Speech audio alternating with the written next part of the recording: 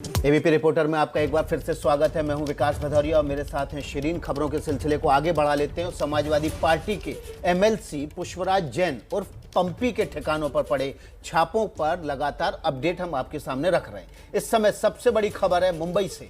मुंबई में income tax ने पुष्पराज जैन के 14 ठिकानों पर छापा मारा है और देखिए अब तक जो 6 ठिकानों की बात चल रही थी, अब उसमें ये 14 ठिकाने और जुड़ गए। मुंबई में भी पुष्पराज जैन के 8 कमर्शियल ठिकानों पर छापा चल रहा है। पुष्पराज जैन के 6 रेजिडेंशियल ठिकानों पर भी मुंबई में छापा चल रहा है। इस समय ये छापे की कार्रवाई और ज्यादा विस्तृत होती जा रही है।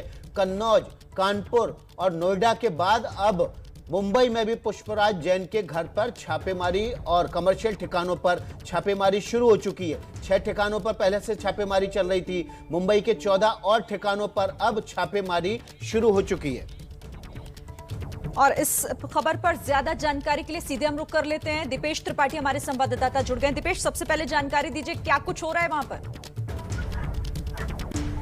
शिरीन, आज सुबह से ही इनकम टैक्स डिपार्टमेंट वो सक्रिय हो गया है। बड़े पैमाने पर मुंबई में जो है वो रेड चल रही हैं।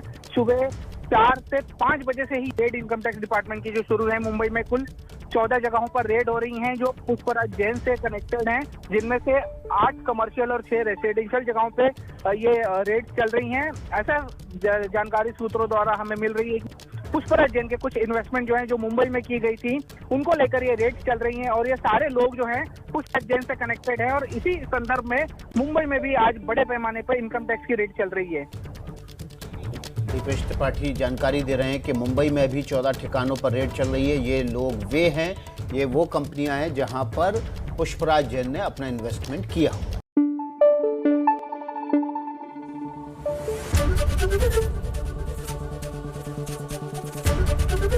एबीपी न्यूज आपको रखे आगे।